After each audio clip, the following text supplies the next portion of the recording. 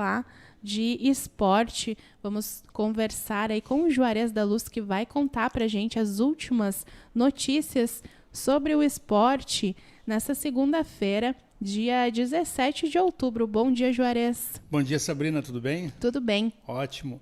Bom dia, ouvintes internautas. Bom dia, Michel, ali na mesa, na operação de imagens.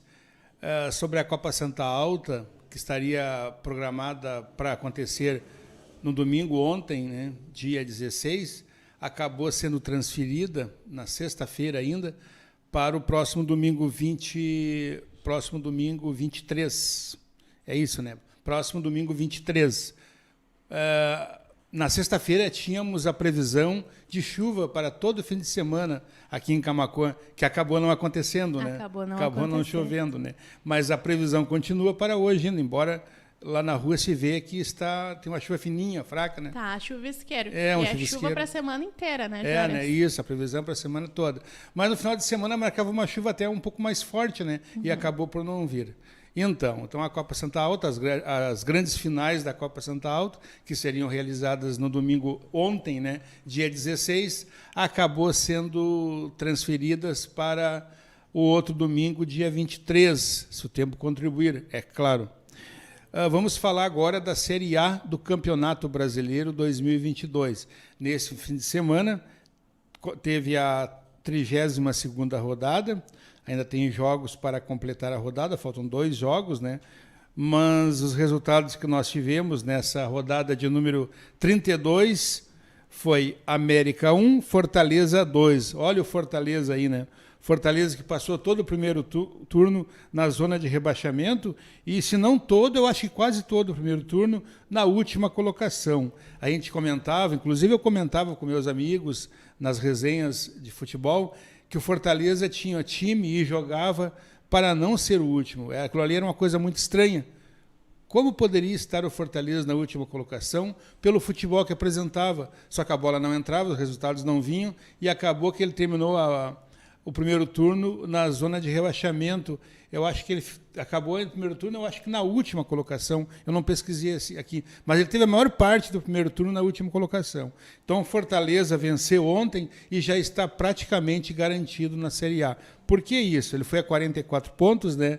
A gente sabe que com 46 pontos já está matematicamente garantido para se manter na elite do futebol brasileiro. 44, 45, talvez até já garanta também, mas certo mesmo é 46 pontos. Seguindo aqui os outros resultados, Flamengo ganhou do Atlético Mineiro no clássico do futebol brasileiro, 1-0. Palmeiras e São Paulo, um clássico do futebol brasileiro e um clássico paulista. Palmeiras ficou no empate em 0-0. Ceará empatou com Cuiabá 1-1. O nosso Internacional aqui do Rio Grande do Sul bateu o Botafogo fora de casa, né? Lá no Nilton Santos, no estádio do Engenhão, por 1-0. O nosso Juventude, coitado do nosso Juventude, né? Perdia por 1-0 para o Atlético Goianiense e acabou empatando. Ficou então só no 1-1. Por que eu digo coitado? O Juventude está na última colocação com 31 pontos, com 21 pontos. Faltando 6 rodadas. O que quer dizer isso aí? Que ainda restam 18 pontos a disputar. O Juventude teria que ganhar todos os próximos jogos para terminar o campeonato com 39. Como eu falei anteriormente, 39, 99% o cara termina o campeonato com 39, está na zona está rebaixado.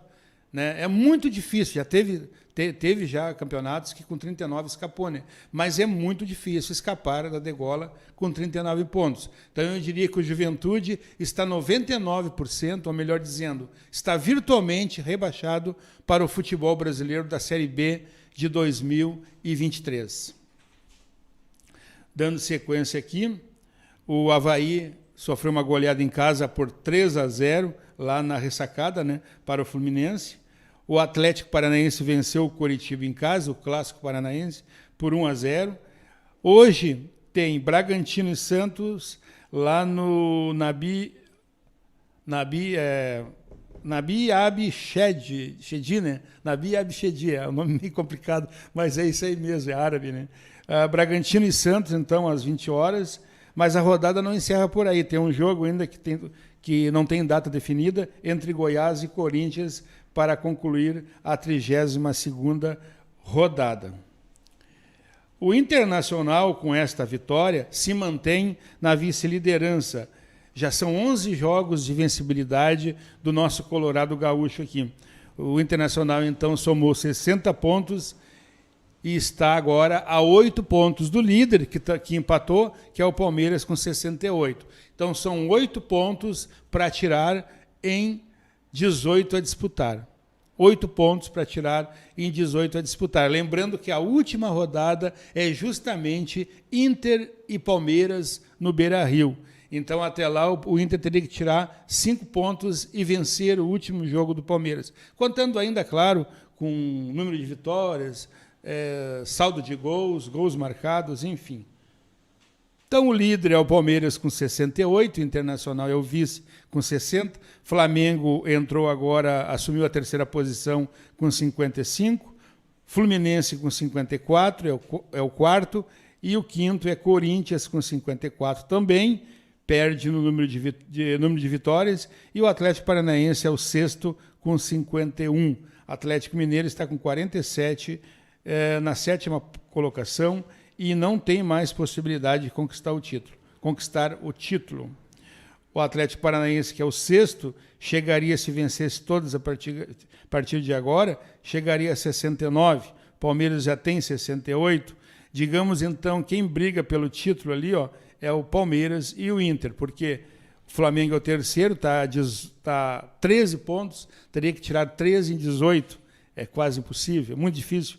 Então, eu digo assim, 90% o título, na minha opinião, né, 90% ou até mais, o título desse Brasileirão já é do Palmeiras. Dificilmente o Internacional vai tirar essa pontuação, porque o Palmeiras é um time muito ajustado, muito equilibrado, sabe se adaptar com o jogo adversário, ele vai mudando o formato de jogar, vai mudando as estratégias de acordo com o adversário. O técnico Abel Ferreira é um cara muito inteligente, entende muito de futebol, então eu diria assim, eu arrisco em dizer que 99% o título já é do Palmeiras. Diria assim, já é um campeão virtual do 2022. Vamos agora então para a Série B, né? A Série B teve jogos importantíssimos ontem, né? 2 jogos importantíssimos, né? Grêmio e Bahia e Sport e Vasco. Mas vamos falar em toda a rodada. Começou então na terça-feira passada a rodada de número 35. 35, então faltam só 3 rodadas, né?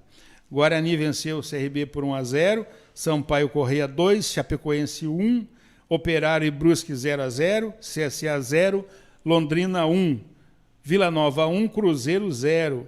Olha só, o Novo Horizontino aplicou a maior goleada, a maior diferença de gol do Campeonato Brasileiro sobre o Náutico, né? Goleou o Náutico por 6-0 e rebaixou virtualmente o Náutico.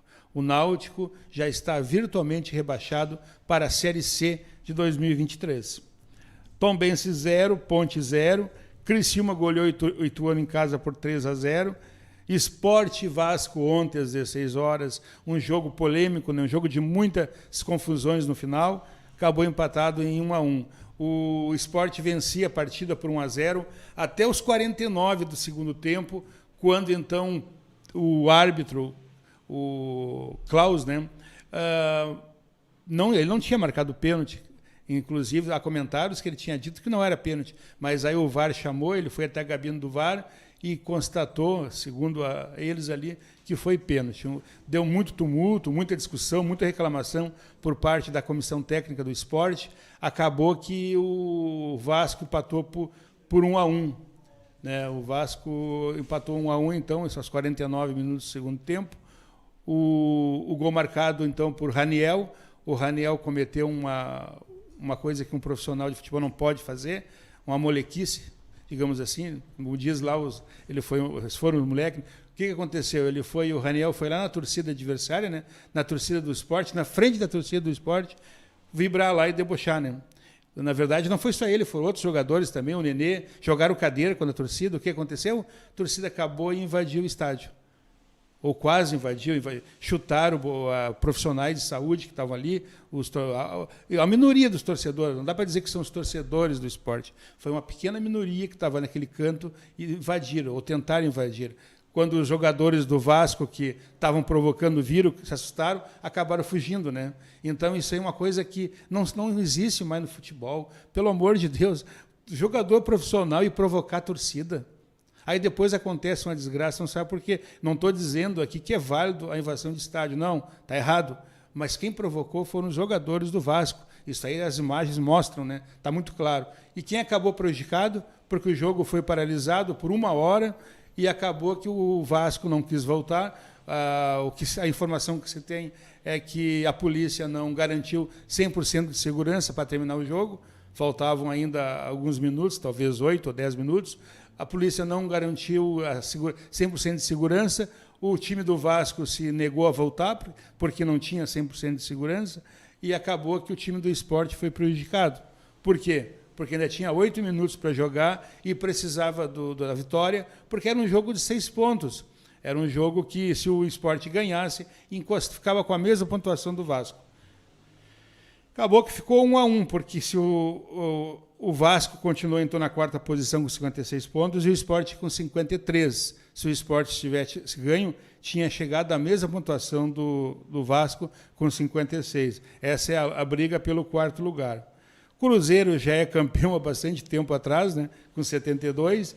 Grêmio segue vice-líder com 58.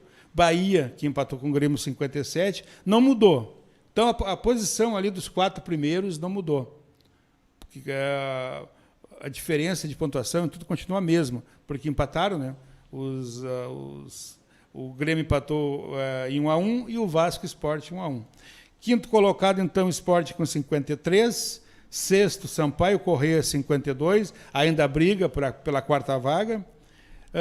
Criciúma 52 também ainda briga pela 4ª vaga, Ituano com 51, agora ficou muito difícil, tem 9 pontos a disputar, pode chegar a 60, mas ainda tem chance matematicamente falando. Londrina tem 50 pontos, o próximo adversário do Londrina é o Sport, se ganhar do Sport e empate no número de pontos, chega a 53. Então tem ali alguns times ali meio embolados. Depois, lá embaixo, CRB já sem chance do G4, né, com 46, a Ponte 45, Vila Nova 45, Guarani 44, Tombense 44. Esses aí estão escapando da degola, né? 44 aí quase certo. 46 para garantir, mas 44, 45 já está praticamente fora de risco de rebaixamento. Aí Novo Horizontino com 40, ainda corre risco, Chapecoense 39, CSA 36, né? Corre muito risco, Operário 34, Brusque 32 e em último colocado, Náutico com 30.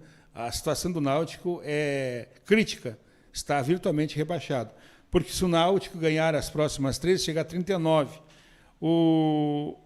A Chapecoense já tem 39 e é o primeiro a escapar da degola, né?